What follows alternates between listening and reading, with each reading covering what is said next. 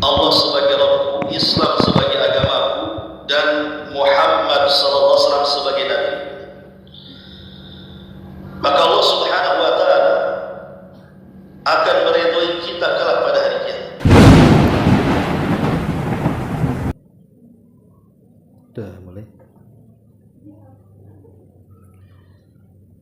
Bismillahirrahmanirrahim.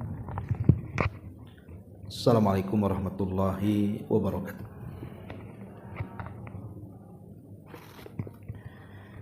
Alhamdulillah wassalatu wassalamu ala Rasulillah wa ala alihi wa sahbihi wa mawalah wa la hawla wa la quwata illa billahi wa ba'du. Alhamdulillah, segala puja dan puji hanya milik Allah Subhanahu wa ta'ala. Salawat dan juga salam kita hadiahkan kepada Rasul kita Nabi besar Muhammad sallallahu alaihi wa ala alihi wasallam. Kita lanjutkan kembali kajian kita, masih membahas Kitabul Jami' dan kita masuk pada hadis ke-12. Kita baca hadisnya. An Abi Hurairah radhiyallahu anhu qala qala Rasulullah sallallahu alaihi wasallam man naffasa am muslimin qurbatan min qurabid dunya naffasallahu anhu qurbatan min qurabi yaumil qiyamah wa man yassara ala mu'sirin yassarallahu alaihi fid dunya wal akhirah wa man satara musliman satarahullahu fid dunya wal akhirah wallahu fi aunil abdi ma kana al abdu fi auni akhihi akhrajahu Muslimun. Dari Abu Hurairah radhiyallahu an, dia berkata, Rasulullah sallallahu alaihi wasallam bersabda, barang siapa melepaskan seorang muslim dari satu kesulitan di dunia, Allah akan melepaskannya dari satu kesulitan pada hari kiamat. Dan barang siapa memberikan kemudahan kepada orang-orang yang mengalami kesulitan, maka Allah akan memberinya kemudahan di dunia dan akhirat. Dan barang siapa yang menutupi aib seorang muslim, maka Allah akan menutupinya di dunia dan akhirat. Allah membantu seorang hamba selama hamba tersebut membantu saudaranya. Hadis ini dikeluarkan Al-Imam Muslim. Ma'asyiral muslimat yang dimuliakan Allah Subhanahu wa taala. Kita jelaskan secara global hadis ini karena hadis ini sangat menarik untuk kita kaji. Hadis ini menunjukkan kepada kita tentang keluhuran akhlak dalam Islam. Jadi hadis ini menjelaskan kepada kita dan mengajarkan kepada kita keindahan akhlak dalam Islam. Dan dalam hadis ini ada 3 perkara yang menjadikan seorang muslim itu akan dihilangkan kesulitannya. Apakah kesulitan dunianya atau kesulitan akhiratnya? Apa saja 3 perkara ini? Pertama, di sini Nabi SAW mengatakan man naffasa am muslimin qurbatan min qurabid dunya naffasallahu anhu qurbatan min qurabi yaumil qiyamah. Barang siapa yang melepaskan seorang muslim dari kesulitan di dunia, maka Allah akan melepaskannya dari kesulitan ia kelak pada hari kiamat. Ibu-ibu yang dimuliakan Allah Subhanahu wa taala, kita tahu bahwa kesulitan di dunia ini yang kita hadapi macam-macam kan Bu. Ada orang yang mendapatkan kesulitan dengan cara diseretkan ekonominya, disusahkan ekonominya, susah mencari pekerjaan, bingung apa yang harus dimakan. Ataupun kesulitan di dunia ini boleh jadi dalam bentuk penyakit. Dia berobat ke sana kemari, tak kunjung sembuh. Bahkan dokter pun sudah angkat tangan untuk sanggup mengobatinya. Bahkan lebih daripada itu, ada orang-orang yang tidak sanggup untuk berobat karena tidak punya biaya untuk berobat, sehingga dia hanya bisa bersabar dengan penyakitnya. Ada juga yang diuji oleh Allah Subhanahu wa taala, boleh jadi dia mendapatkan perundungan, dibuli, difitnah, digibah, dibicarakan manusia, disebar aibnya, ya. Atau boleh jadi mungkin lantaran kriminal yang dilakukannya, akhirnya dia harus dihukum dan masuk penjara, bertahun-tahunlah dia di penjara. Atau mungkin karena difitnah manusia, akhirnya jadi korban penjara. Dan macam-macam kan, kesulitan itu membuat kita sedih, membuat kita bingung, membuat kita stres. Itulah kesulitan-kesulitan dunia, dan setiap hari kita mengalami kesulitan itu. Terkadang kesulitan orang yang kita lihat itu jauh lebih sulit dibandingkan kita, atau boleh jadi mungkin lebih ringan dibandingkan kita. Yang jelas bahwa kesulitan-kesulitan dunia itu pasti akan menghadapi siapa saja. Tidak saya, tidak ibu, tidak siapa-siapa. Semua kena. Tidak mukmin, tidak kafir. Tetapi kalau seandainya kita bandingkan kesulitan seorang manusia di dunia ini dengan kesulitan yang akan dihadapi di akhirat, itu tidak akan sebanding. Karena kehidupan akhirat ini luar biasa dahsyatnya. Kesulitannya tidak bisa dibayangkan. Kesulitannya tidak bisa dilihat mata, didengar telinga, terlintas pun tidak bisa. Saking sulitnya, saking mencekamnya. Sampai Nabi SAW mengatakan kepada Ummul Mukminin Aisyah radhiyallahu anha, al-amru yauma idzin asyad. Wahai Aisyah, perkaranya nanti pada hari kiamat itu sungguh sangat dahsyat. Bagaimana tidak dahsyat? Jangankan kita, para nabi sendiri mengatakan nafsi, nafsi, urus diri kalian, urus diri kalian. Tidak ada yang sanggup untuk menghilangkan kesulitan kita, kecuali Nabi kita Muhammad sallallahu alaihi wasallam yang mengatakan ana laha, kan kucoba. Itu dalam peristiwa syafaat. Belum lagi matahari yang didekatkan di atas kepala 1 mil. Bagaimana kita merasakan panasnya matahari di dunia saja, Bu? Seandainya ibu berjemur ketika matahari terik-teriknya, kita tidak tahan. Bahkan seandainya matahari itu keluar dari garis edarnya, dia mendekat kepada bumi sedikit saja, sudah terbakarlah bumi ini. Kalau menjauh, membekulah bumi ini. Belum lagi kemudian keringat yang bercucuran. Belum lagi kemudian setiap orang yang kita cintai lari dari kita. Yauma yafirrul mar'u min akhi wa ummihi wa abi wa sahibatihi wa bani likulli imri'in yauma idzin sya'nun yughni. Di mana orang lari dari saudaranya, lari dari ibu bapaknya, lari dari anak istrinya. Memang kondisinya luar biasa. Banyak peristiwa yang akan dihadapi pada hari kiamat, luar biasa, ya. Sehingga saya katakan bahwa kalau dibandingkan kesulitan dunia dengan kesulitan kelak pada hari kiamat, itu tidak akan sebanding. Tidak akan sebanding. Kesulitan di dunia ini paling tinggi kematian. Tidak ada lagi di atas kematian itu.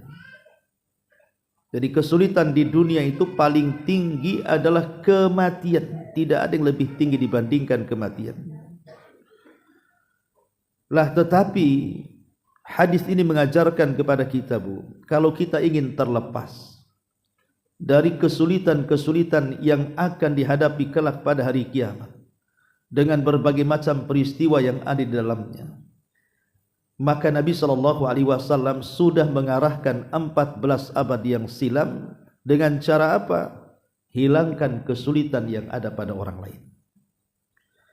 Kalau kita bisa menghilangkan kesulitan pada orang lain, maka kelak pada hari kiamat kesulitan kita akan dihilangkan Allah Subhanahu wa taala. Lihat bagaimana amal yang mudah tetapi balasan yang besar. Menghilangkan kesulitan kepada saudara kita itu, Bu, ada dua jenis. Ada dua macam, ada dua perkara.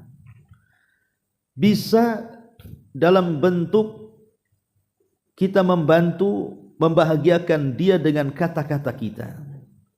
Ada saudara kita kena musibah, entah ditimpa kefakiran, entah ditinggal orang yang dicintainya, entah kesulitan ekonomi, entah sakit, entah apa saja.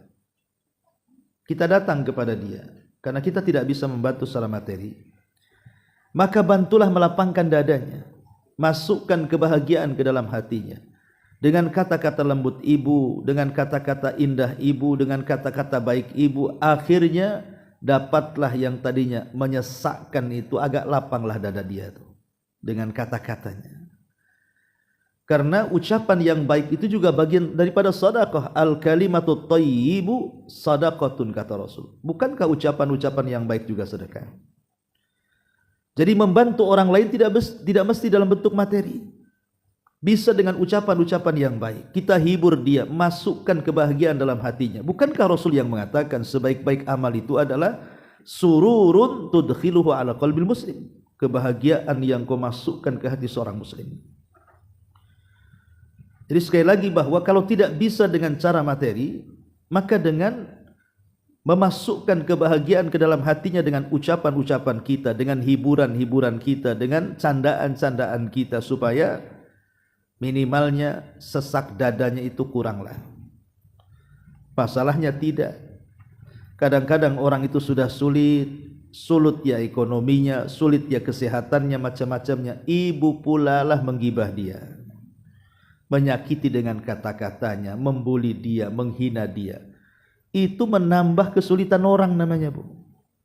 Karena mafhum mukhalafah dari hadis ini berarti siapa yang memberikan kesulitan kepada orang, Allah akan sulitkan dia pada hari kiamat. Karena al-jaza min jinsil amal namanya, ya. Balasan itu disesuaikan dengan amalannya. Kadang orang itu ya sudah sibuk, Bu. Contoh lain, saya contohkan ibu saja. Mungkin ibu-ibu sudah sibuk ngurus rumah tangga, yang ngepelnya, ya nyapunya, ya masaknya, ya ngurus anaknya, ngurus suaminya. Kan lelah, Bu. Kadang-kadang ya, ada waktu-waktu itu ibu lelah dengan aktivitas dalam rumah tangga itu. Sudah tenaga dikuras habis karena melaksanakan kewajiban seorang ibu dalam rumah tangga. Tiba-tiba pula lah tetangga ini menggibah ibu, memfitnah ibu. Rasanya gimana, Bu? Itu namanya sudah sakit luar, sakit dalam tuh namanya. Itu ndak bisa diobati dengan las segar, Bu. Panas dalam kayak gini nih. Ya. Ini udah panas dalam ini, nggak bisa. Luar kena, dalam kena tuh. Sudah capek, coba bayangkan. Habis itu difitnah orang. Lah, coba kalau ibu bayangkan seperti itu, posisikan orang itu yang kita fitnah. Kalau tetangga sudah capek, sudah ini, sudahlah, jangan kemudian. Walaupun ada masalah, jangan diperberat. Ya. Makanya di sini Nabi SAW mengatakan, barang siapa yang menghilangkan kesulitan saudaranya di dunia, Allah hilangkan nanti kesulitan pada hari kiamat. Ini yang pertama. Yang kedua, menghilangkan kesulitan saudara kita itu, kalau kita mampu, kita bisa membantu dia dengan materi. Boleh jadi mungkin dia mau mengobati penyakitnya, tak punya biaya, ya kita tolong. Ya. Boleh jadi mungkin dia memang kesulitan ekonomi, ibulah ada kenalan-kenalan relasi-relasi di luar. Kemudian ibu ngomong, ada nggak kerjaan? Ada. Untuk siapa? Itulah tetangga saya, kasihan. Akhirnya ibu ngomong sama tetangganya, kerjalah, saya sudah dapat tuh relasi, kerja di sana bagus, ya, daripada kau nganggur. Ya. Jadi membantu orang itu kan macam-macam, Bu. Membantu orang itu macam-macam, bisa dengan lisan, bisa dengan perbuatan. Mungkin ibu tidak punya materi, mungkin dengan tenaga, dengan waktu. Karena bagaimana Nabi SAW membalas dengan balasan yang luar biasa di sini. Barang siapa yang menyulitkan, memberikan kelapangan, kepada kesulitan seorang muslim di dunia, maka Allah Subhanahu wa taala akan hilangkan kesulitan dia pada hari kiamat. Ini poin yang pertama. Poin yang kedua, Nabi sallallahu alaihi wasallam mengatakan, man yassara ala mu'sirin yassarallahu alaihi fid dunya wal akhirah. Barang siapa, kata Rasul, yang memudahkan atau memberikan kemudahan kepada mu'sir, kepada orang yang sedang mengalami kesulitan, yassarallahu alaihi fid dunya wal akhirah, maka Allah akan mudahkan perkara dia di dunia dan akhirat. Kalimat mu'sir ini, Bu, biasanya digunakan kepada orang yang terlilit hutang. Jadi kalau seandainya ibu pinjami uang saudara kita, atau al-qard dalam bahasa fikih, pamannya ibu ngasih pinjaman sama saudara ibu, anggaplah 10 juta. Mungkin karena dia ada hajat dan kebutuhan, dan ibu pun memang ada kelebihan. Ditandatanganilah, oh nanti di kwitansi itu insya Allah mungkin dalam 2-3 bulan lunas katanya. Rupanya 1 bulan tak bayar, 2 bulan tak bayar, 3 bulan pun tak bayar, dan kita tahu bahwa dia memang sulit untuk membayar. Sulit untuk membayar ya, mungkin ibu juga lihat ekonominya kayaknya dia belum bisa nyicil. Jadi kata para ulama, bentuk menghilangkan kesulitan orang yang seperti ini ada 3 macam. Pertama, ibu tambah tangguhannya. Ya sudah, kalau bulan ini tak bisa bayar, saya tambah lagi 3 bulan lagi, tapi tolong bayar ya. Ini yang pertama. Yang kedua, atau ibu kurangi hutangnya. Ya sudah, gini saja, hutangmu sama saya kan 10 juta, kamu bayar separuhnya saja, yang 5 juta saya ikhlaskan untukmu. Ataupun yang lebih utama lagi, kalau memang ibu bisa ikhlas, sekalian sedekah kepada orang yang mengalami kesulitan, ibu bebaskan saja. Ya sudahlah, saya lihat kamu tak bisa bayar nampaknya, bayar separuh pun tak bisa, saya ikhlaskan sebagai sedekah saya kepada kamu. Kata Nabi SAW, man yassara ala mu'sirin yassarallahu alaihi fid dunya wal akhirah. Maka orang yang seperti ini, Bu, memudahkan urusan orang lain, maka Allah mudahkan tuh perkaranya di dunia dan akhirat itu. Subhanallah ya. Ini yang kedua. Yang ketiga, Nabi SAW mengatakan, man satara musliman satarahullahu fid dunya wal akhirah. Barang siapa yang menutup aib seorang muslim di dunia, maka Allah Subhanahu wa taala akan tutup aib dia kelak pada hari kiamat. Barang siapa yang menutup aibnya seorang muslim di dunia, maka Allah Subhanahu wa taala akan menutup aibnya kelak di akhirat.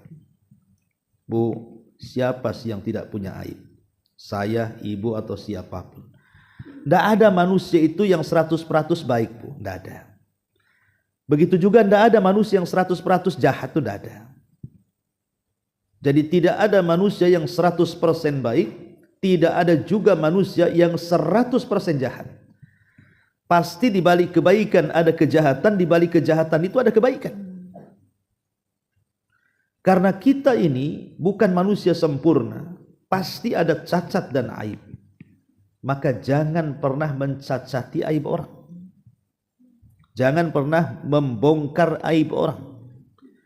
Karena siapa yang membongkar aib saudaranya, maka Allah akan bongkar aibnya. Jangan lagi cerita di akhirat, di dunia saja terkadang Allah sudah bongkar aib kita, gara-gara kita membongkar aib. Di zaman sekarang ini subhanallah, kayaknya enggak, orang-orang itu sudah hilang akhlaknya.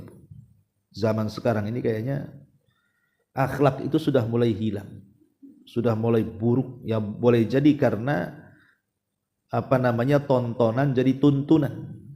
Banyak nonton sinetron gitu ya, nonton televisi, acara-acara ghibah, riya, dan begitu seterusnya, akhirnya ketularan. Coba lihat tuh, artis-artis itu. Mereka saling bongkar-bongkaran loh, dengan bangganya.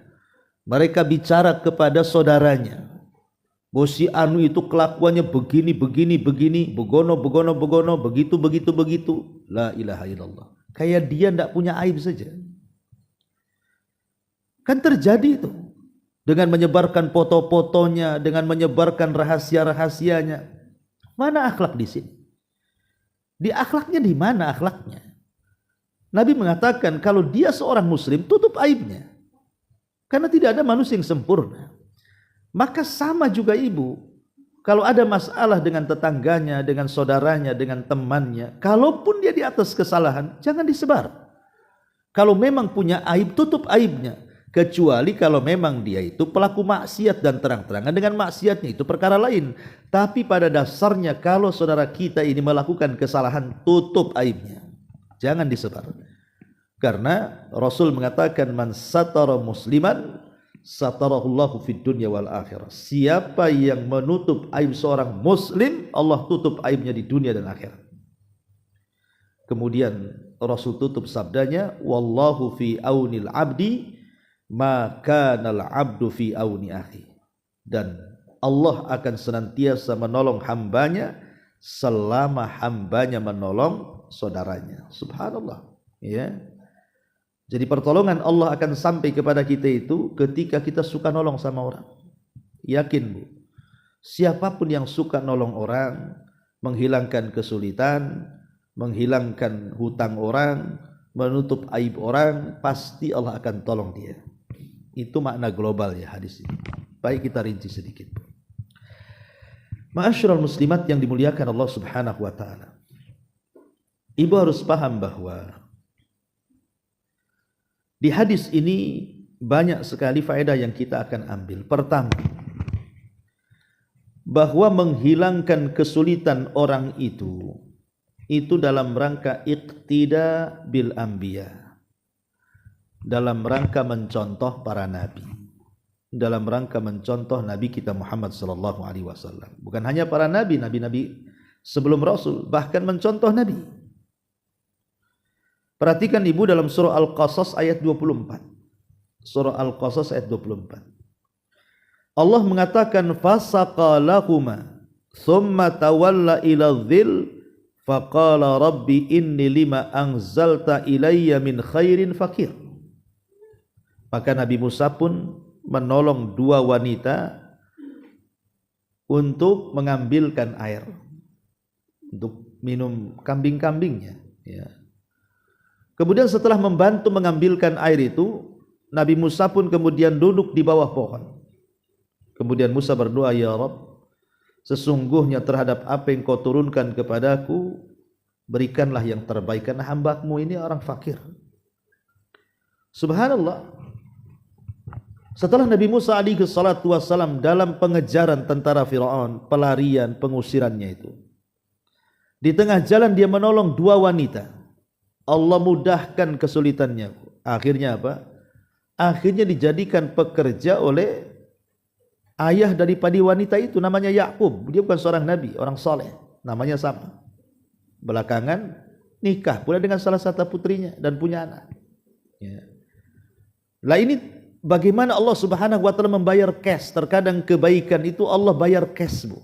Hari ini kita berbuat baik, sore pula ada yang berbuat baik sama kita. Subhanallah. Dan itu sering kita rasakan. Cuman kadang-kadang kita tak mau pikir saja bahwa ini akibat kebaikan kita. Sama juga berbuat jahat juga ada yang cash itu sifatnya. Pagi berbuat jahat, sore pula kemudian dibayar cash kejahatannya.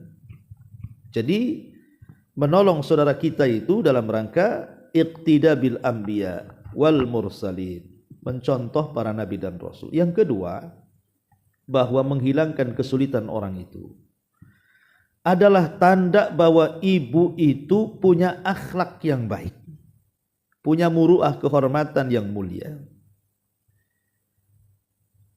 Al-Imam Al-Bukhari, dia punya syekh namanya Abdullah ibn Uthman. Abdullah ibn Uthman itu gurunya Imam Bukhari. Beliau pernah mengatakan, ma sa'alani ahadun hajatan illa kumtu lahu binafsi fa in tamma wa illa ista'antu lahu bisultan. Apa kata dia?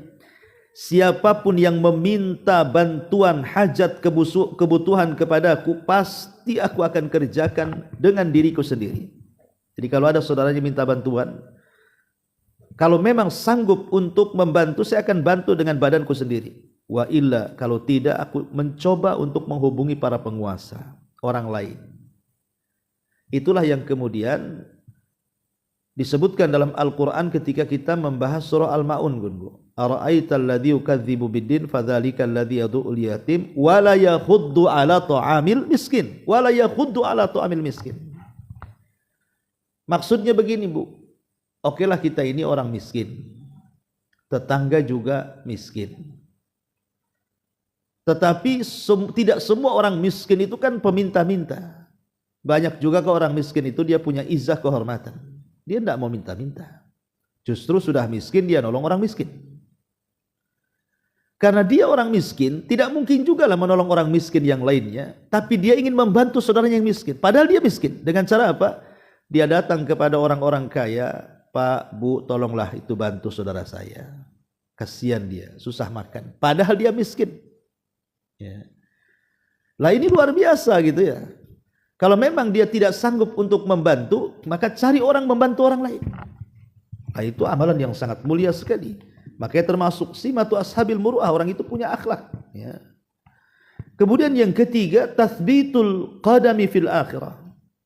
Subhanallah, kalau ibu bisa membantu orang lain, tidak mesti saya katakan materi, bisa mungkin waktu, bisa mungkin tenaga, bisa mungkin ucapan, macam-macam lah bantu orang tuh. Dia akan ditetapkan kedua kakinya pada hari kiamat. Ada sebuah hadis yang bagus sekali. Nabi SAW mengatakan, man masya ma'a akhihi fi hajatin hatta tahayya'a lahu athbatallahu qadamahu yawma tazullul aqdam. Barang siapa yang berjalan bersama saudaranya untuk melaksanakan satu hajatnya, mungkin dia punya keperluan, butuh kita yang menemani, kita temani dia. Ayo kita mau kemana? Saya temani kamu sampai selesai hajatnya. Maka Allah akan tetapkan kakinya kelak pada hari di mana semua kaki-kaki tergelincir pada hari kiamat. Subhanallah, luar biasa ya. Kemudian yang keempat, yuyassirullahu ma bil mu'min min usrin. Bahkan lebih daripada itu, Allah akan mudahkan urusannya. Jangan lagi cerita di akhirat, di dunia sudah Allah mudahkan tuh. Banyak kan kita kalau membantu orang, tahu-tahu ada pula lah yang rizki itu sampai kepada kita, entah siapa dan dari mana. Allah terkadang berikan rizki itu kan dari arah yang tidak disangka-sangka, dan itu sudah terbukti. Betapa banyak orang-orang yang membantu orang akhirnya penyakitnya hilang. Betapa banyak orang yang membantu orang akhirnya suaminya dimudahkan pekerjaannya. Betapa banyak orang-orang yang membantu orang akhirnya kehidupannya dibahagiakan, anaknya tidak nakal gitu ya. Tidak ada masalah dalam keluarganya, hidup happy-happy, bahagia, sakinah, mawaddah, warahmah, dan begitu seterusnya. Allah hilangkan kesulitannya. Ya. Kemudian yang kelima, bahkan bukan hanya di dunia, tapi Allah akan hilangkan kesulitannya di hari yang tidak ada kesulitan melebihi kesulitan yang Allah berikan kelak pada hari kiamat. Dan yang terakhir tentunya juga, orang yang berbuat baik itu, Bu, suka menolong orang, itu bisa menjaga dia dari kematian su'ul khatimah. Jadi orang yang baik suka bantu itu dijaga dari su'ul khatimah itu kematiannya. Kata Nabi SAW, sona'iul ma'ruf taki masari asu.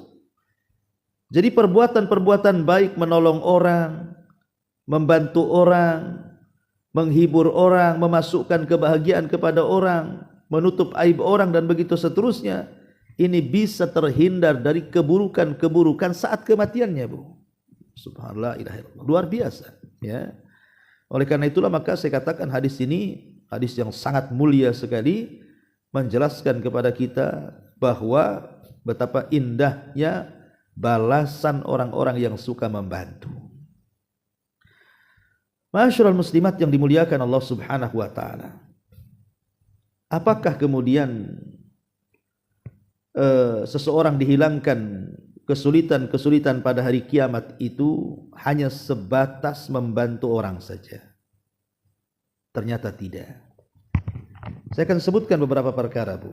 Tadi di mukadimah saya sudah jelaskan bahwa kesulitan di akhirat itu tidak bisa dibayangkan, Bu. Jangan pernah membayangkan kesulitan di akhirat. Tidak akan kebayang sulitnya. Tetapi ada perkara-perkara yang bisa menghilangkan kesulitan itu. Salah satunya di hadis yang kita baca. Kemudian yang kedua, dengan cara taqwallah fis sirri wal alan. Berusaha untuk bertakwa, berusaha untuk menjalankan perintah, menjauhi larangan, menikmati yang dihalalkan, menjauhi yang diharamkan, bertakwa kepada Allah, karena takwa itu bisa menghilangkan kesulitanmu. Wa man yattaqillah yaj'al lahu makhraja. Siapa yang bertakwa, Allah akan carikan jalan keluarnya. Ini yang kedua. Kemudian yang ketiga yang bisa menghilangkan kelak pada hari kiamat kesulitan-kesulitan itu adalah al-muhafadzatu ala iqamatis shalah. Ibu jaga salat. Ibu jaga salat. Karena Allah yang mengatakan wasta'inu bis sabri was shalah. Minta tolong dengan kesabaran dan salat. Kata para ulama, salat ini adalah perkara yang bisa menghilangkan di saat manusia menghadapi ketakutan. Karena Nabi SAW pun melakukan seperti itu, bahkan seluruh para nabi. Seperti Ibrahim ketika Sarah ditangkap raja zalim, dia salat. Akhirnya Allah selamatkanlah Sarah itu. Makanya Nabi SAW mengatakan, ataupun dikatakan oleh para sahabatnya, kana Nabi SAW idza hazabahul amru fazi'a ila shalah. Rasul itu kalau ada kesulitan yang tidak bisa keluar dari situ, maka Rasul segera salat. Itu di dunia, Bu. Maka di akhirat para ulama, siapa yang banyak berdirinya di dunia, maka dia akan sedikit berdirinya di akhirat. Siapa yang banyak berdirinya di dunia, maksudnya melaksanakan salat, salat wajib, salat sunnah, pokoknya berdiri dalam salat di dunia, maka dia paling sebentar berdirinya kelak di padang mahsyar. Maka yang ketiga, jaga salat. Itu yang bisa menghilangkan kesulitan kita di akhirat. Kemudian yang keempat, at-taubatu wal istighfar. Perbanyak tobat dan istighfar. Karena di dunia saja tobat dan istighfar itu bisa menghilangkan kesulitan kita, Bu. Dan saya pribadi ya, saya pernah mengalami gitu ya, ada masalah besar dalam kehidupan saya itu. Rasanya pengen pindah dari Batam.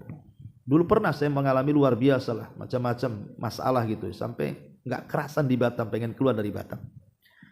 Tapi subhanallah, saya coba amalkan satu hadis Nabi SAW itu, man lazimal istighfar, ja'alallahu min kulli dzikin makhraja. Siapa yang melazimkan istighfar, Allah pasti akan carikan di tengah-tengah kesulitannya kemudahan. Jadi saya baca saja, tiap hari saya baca. Habis sholat, pokoknya di mobil, di jalan, subhanallah. Tidak lama kemudian, ada saja jalan keluar itu. Allah mudahkan. Bahkan Allah ganti dengan perkara yang jauh lebih baik lagi daripada musibah yang dihadapi. Ini mujarrab, karena saya juga pernah mengalaminya. Jadi saya cerita ini karena pengalaman. Ya. Jadi kalau ingin dimudahkan urusannya, atau ibu sedang tertimpa masalah, banyak istighfar saja. Astagfirullahaladzim, astagfirullahaladzim, terus seperti itu. Ya. Sampai Allah Subhanahu Wa Taala betul-betul hilangkan kesulitannya. Karena memang Allah sendiri yang mengatakan dalam Al-Quran ketika menceritakan tentang kisahnya Nuh.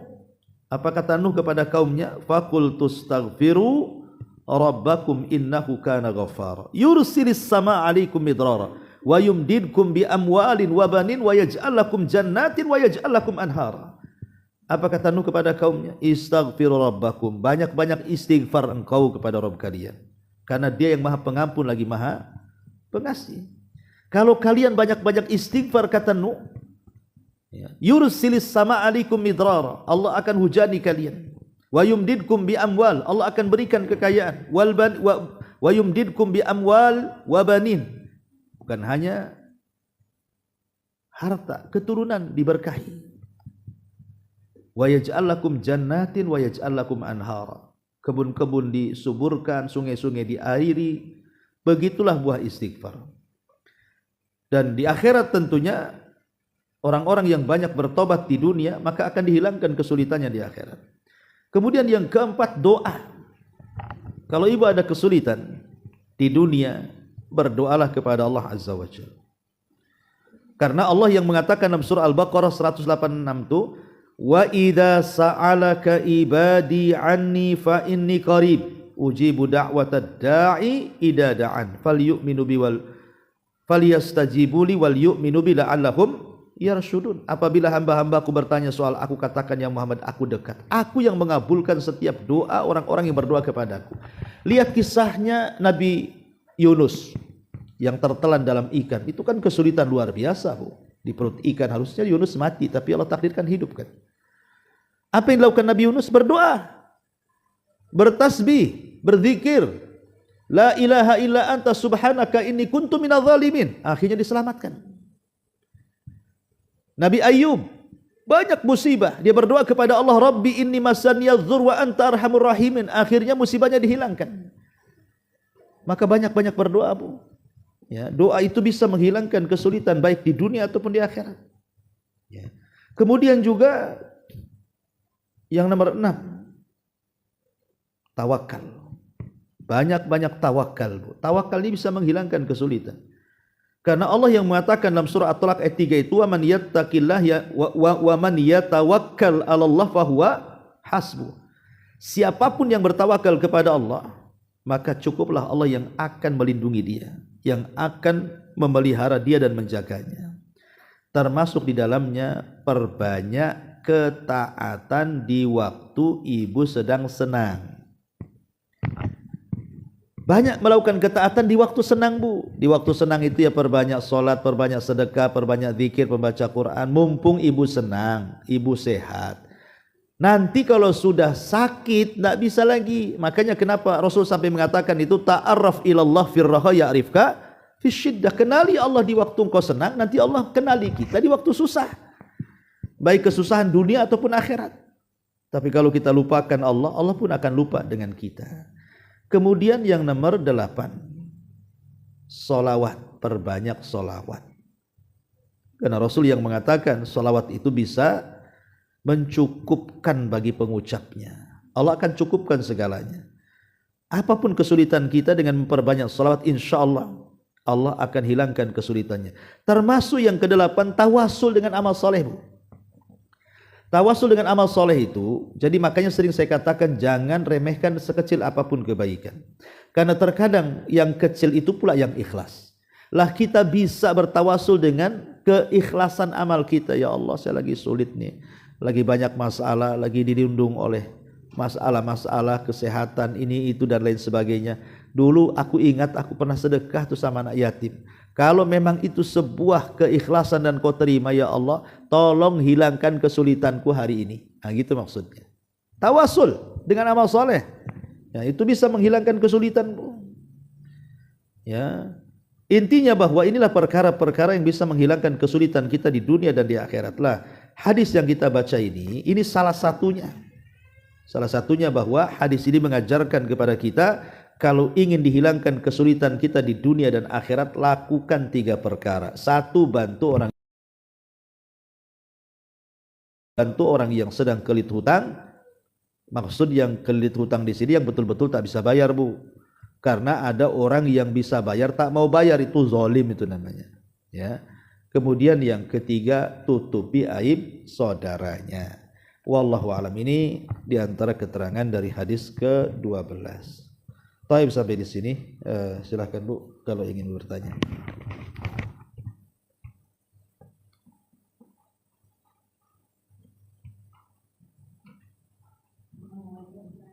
Waalaikumsalam.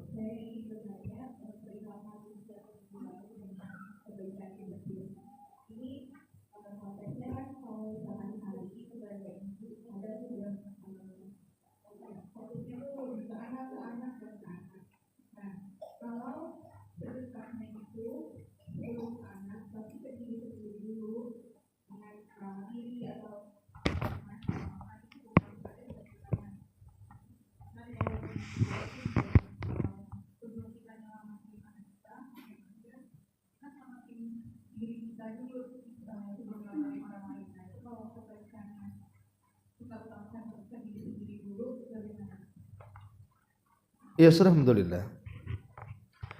Allah Subhanahu wa taala berfirman, "Qu anfusakum wa ahlikum nara." jagalah dirimu dan keluargamu. Kalimat dan ini bukan berarti perbaiki diri sendiri, setelah baik baru perbaiki keluarga. Bukan begitu pemahamannya. Karena kalau kita memperbaiki diri selamanya tidak akan baik, Bu. Ada aja kekurangannya. Sehingga maknanya jagalah dirimu dan keluargamu, maksudnya jagalah dirimu bersamaan dengan menjaga diri, jaga juga keluarga. Artinya konteksnya sama-sama, bukan kita dulu bagi orang lain, sama-sama. Ya walaupun pamannya ibu mengurus anak, yang urus dalam satu waktu juga kan bisa urus sendiri kemudian urus keluarga. Ya, tidak bisa juga makan dulu ibu kenyang gitu, tidur dulu ibu sampai nyenyak gitu kan. Udah enak badan, dah kenyang, dah ini, dah itu, baru anaknya keburu mati bu anaknya tuh. Ya. Anaknya kelaparan kan itu ya. Ya maksudnya itu ya sama-sama lah kan itu. Dalam keluarga kan bisa, dan ibu ini kan lebih bisa melakukan dalam satu waktu itu macam-macam aktivitas kan. Bu, kalau bapak-bapak kan nggak bisa. Kalau bapak-bapak itu kalau sudah di depan handphone dia nggak ingat sekelilingnya bu. Ya. Tapi kalau ibu bisa kan, sambil main handphone masak, sambil masak gendong, sambil gendong nyusui, sambil ngepel, pokoknya bisa lah ibu tuh. Ya, walaupun ibu punya tangan tuh kayak 100 tangan tuh, bisa kesana kemari kan. Ya bisalah dalam satu waktu itu dilakukan bersamaan. Ya. Wallahu a'lam. Tapi kalau yang dimaksud sedekah diri sendiri itu ya maksudnya berzikir bu. Yang dimaksud bersedekah itu ya maksudnya berzikir. Kan setiap hari pagi itu badan kita kan harus bersedekah, harus mengeluarkan sedekahnya. Dengan cara apa? Memperbanyak tasbih, tahlil, takbir, mengajak manusia kepada kebaikan, mencegah dari kemungkaran. Walaupun kalau ingin menyingkat itu semua dengan duha cukup, 2 rakaat duha itu sudah cukup ya, mewakili sedekah badan gitu ya. Dan sedekah badan diri sendiri kan bisa dilakukan sambil berzikir, bisa melayani orang kan, melayani suami, melayani istri kan bisa. Wallahu a'lam.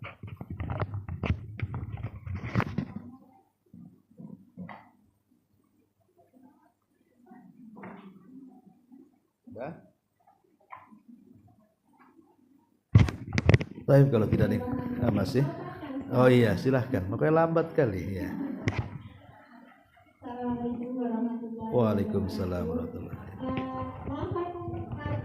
Apa trik-trik gimana untuk istiqomah untuk zikir gitu? Kadang kita itu ya namanya makna ya mungkin ini apa ya mewakili. Kadang makna itu blank, nggak ingat gitu. Gimana untuk istiqomahkan itu? Gimana supaya istiqomah itu zikirnya itu mohon trik-triknya dari Ustaz. Terima kasih. Assalamualaikum warahmatullahi wabarakatuh. Waalaikumsalam warahmatullahi wabarakatuh. Ya, alhamdulillah, salatu wassalamu ala rasulillah ma ba'du. Iya, trik-trik istiqomah. Ya, tentu istiqomah itu anugerah dari Allah, karena itu bagian daripada taufik, Bu ya. Istiqomah itu anugerah dan itu bagian daripada taufik. Taufik itu hidayah yang tidak bisa dilakukan manusia, itu hanya Allah saja. Tetapi insyaallah Bu, ada sebuah hadis, idza aradallahu khairan yusib lahu. As-salahu. Idza aradallahu khairan as-salahu. Apabila Allah menghendaki seorang hamba itu kebaikan, pasti Allah akan membuat manis hidupnya. Sahabat bertanya, apa yang dimaksud membuat manis itu wahai Rasul? Yuwafiquhu ila amalin saleh. Maka Allah akan berikan taufik dia melakukan banyak amal saleh. Dari sini kita tahu bahwa istiqomah itu bagian daripada taufik. Karena kalau Allah menghendaki kebaikan kepada kita, pasti kita akan dimudahkan untuk mengamalkan amal saleh, dimudahkan untuk baca Quran, untuk berzikir, untuk melakukan salat dan lain sebagainya. Maka dari sini ada faedah pertama, berdoa supaya diberikan taufik agar ibu tetap istiqomah. Ini yang pertama, berdoa minta taufik. Yang kedua, berdoa minta supaya jangan dibolak-balikan hati kita. Makanya Ummu Salamah kalau tidak salah sering mendengar Rasul membaca ya muqallibal qulub tsabbit qalbi ala ta'atik. Wahidat yang membolak-balikan hati, tetapkan hatiku di atas ketaatan kepadamu. Jadi Ummu Salamah mengatakan, Rasul, aku sering mendengar kau membaca doa itu. apakah gerangan denganmu? Maka Rasulullah SAW mengatakan, wahai Ummu Salamah, hati manusia itu bisa dibolak-balikan oleh Allah kapan saja. Hati manusia itu bisa dibolak-balikan oleh Allah kapan saja. Makanya yang namanya hati manusia itu kayak tadi ibu, kadang-kadang blank, kadang-kadang malas. Memang hati kita itu kadang-kadang yukbil wa yudbir kan, kadang-kadang semangat, kadang-kadang malas. Kadang-kadang semangat, kadang-kadang futur. Itulah manusia. Tidak mungkin semangat terus seperti malaikat, tidak mungkin juga malas terus atau maksiat terus seperti setan. Manusia itu kan di antara malaikat dan setan, Bu. Ya. Tapi yang jelas bahwa berdoa minta taufik, berdoa supaya hati kita tidak terombang-ambing dan tetap istiqomah, ini penting, berdoa ini. Yang kedua, ijtihad. Allah mengatakan, wa man yujahidu fina lanahdiyannahum subulana. Siapapun yang bersungguh-sungguh memang mencari kebaikan, pasti Allah akan berikan hidayah. Jadi ibu lawan tuh rasa malas itu. Oh ya, ini pagi ini saya belum baca zikir pagi, harus zikir pagi dulu lah saya. Lawan malas itu, ngantuk. Nanti dulu, langsung raup ambil bukunya baca. Ya memang harus begitu diupayakan. Ya kalau enggak ya memilih hawa nafsunya ya tidur, nggak mungkin baca kalau ikut hawa nafsu kan. Tapi harus dilawan hawa nafsu itu. Karena orang mendapatkan hidayah itu kalau sungguh-sungguh. Kalau nggak sungguh-sungguh ya nggak dapat hidayah lah. Ini yang kedua. Ya. Kemudian yang ketiga, ya berkawan dengan orang-orang baik, Bu. Berkawan dengan orang-orang yang suka zikir, ya pasti ibu akan ikut zikir. Kalau ibu berkawan dengan ahli gibah, Bu, ibu pula pemimpin gibah tuh. Ibu yang buka gibahnya. Sudah tahu nggak berita si Anu katanya? Wah, kayak reporter saja jadinya kan. Nah, jadi berkawan dengan orang-orang yang baik, ya, insya Allah istiqomah tuh. Tapi kalau berkawan dengan orang-orang jahat, ya istiqomah di atas kejahatan namanya. Kemudian juga yang kelima, yang keempat, mau kemana cepat-cepat kan gitu ya. Kemudian yang keempat, selain daripada minta taufik, minta supaya dibolak-balikan hati, bersungguh-sungguh tadi Bu ya, berkawan dengan kawan yang baik. Ya memang kita ini harus tahu keutamaan, Bu. Ibu pikirlah, ini zikir ini keutamaannya apa ya? Sebab ibadah itu kalau tahu keutamaannya terangsang dia. Samalah ibu kalau kerja gajinya besar, semangat kerjanya. Gaji kecil malas lah kan itu. Buat apa saya kerja seharian gaji kecil, untuk makan tak cukup kan itu. Jadi kalau tahu keutamaannya, coba lihat keutamaannya. Kalau berzikir itu seperti apa? Kata Rasul itu sebaik-baik amal. Yang kedua bisa mengangkat derajat. Yang ketiga bisa membersihkan hati. Yang keempat lebih baik daripada infak dengan emas dan perak. Bahkan lebih baik daripada orang yang mati syahid. Zikir itu. Jadi kalau kita lihat lagi, baca lagi keutamaannya, semangat lagi. Ya, jadi lihatlah keutamaannya. Kemudian juga lihat akibatnya. Ya, lihat akibatnya. Orang yang tidak berzikir kan berpaling dari Allah. Berarti kalau kita berpaling dari Allah, Allah akan berpaling dari saya. Ini bahaya nih. Ya. Dan lain sebagainya. Ya, intinya bahwa memang istiqomah ini perkara yang luar biasa, yang tidak mudah orang untuk istiqomah di dalamnya. Karena itulah hati ini kadang-kadang iqbal wa idbar. Makanya Bu, kalau hati sedang semangat ibadah.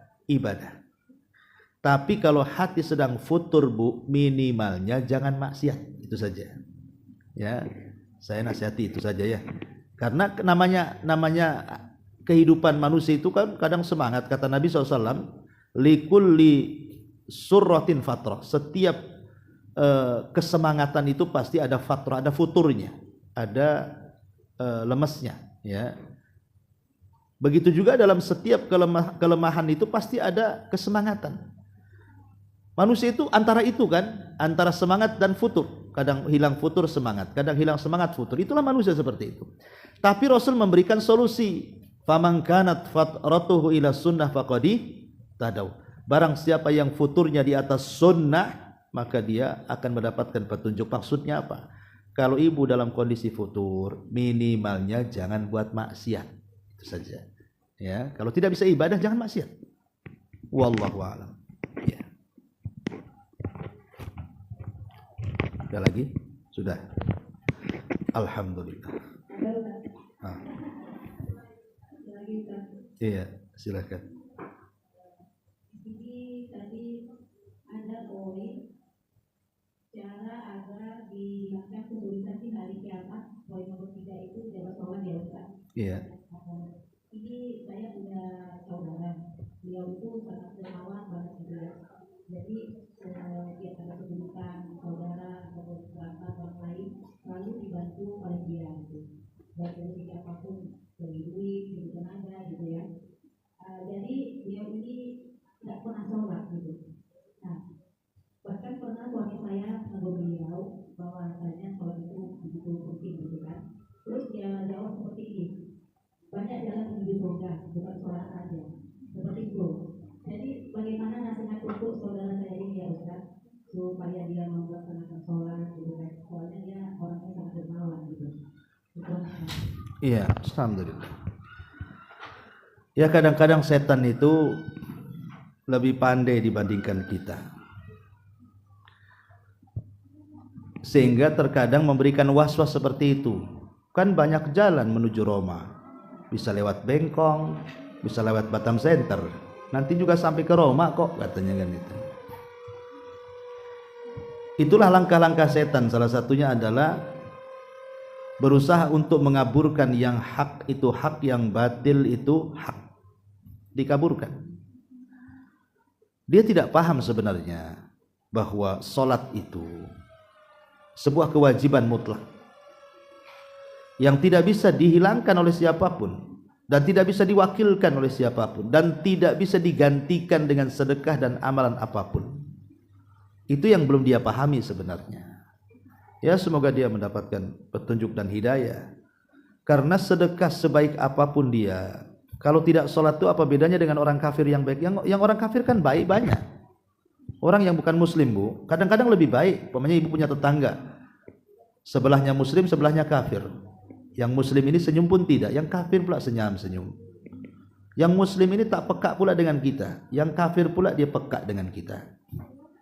Kadang-kadang orang kafir baik akhlaknya, suka bantu, suka nolong, suka senyum kan. Tapi apa manfaat amalan mereka di akhirat? Tidak. Orang-orang kafir itu manfaat amalan mereka di dunia saja. Sama kalau ada orang yang tidak sholat, kemudian mereka berbuat baik, suka nolong saudaranya, berarti manfaat dia di dunia saja. Di dunia saja manfaat untuk dia. Kalau dia sedekah, ya Allah mudahkan kehidupan dia. Di dunia saja. Kalau dia sedekah, ya Allah tambah lagi rezeki dia. Kalau dia sedekah, Allah lancarkan usahanya. Tapi di dunia saja. Di akhirat nggak dapat dia. Jadi yang harus ibu lakukan kepada saudara ibu ya harus dijelaskan, ya dinasihati bahwa sholat itu kewajiban mutlak. Yang lain bolehlah tinggalkan, tapi jangan pula meninggalkan sholat. Ya doakan saja lah, mudah-mudahan dapat hidayah. Wallahu a'lam. Sudah hampir 9:30 lebih. Subhanallah bihamdika, asyhadu an la ilaha illa anta, astaghfiruka wa atubu ilaik. Assalamualaikum warahmatullahi wabarakatuh.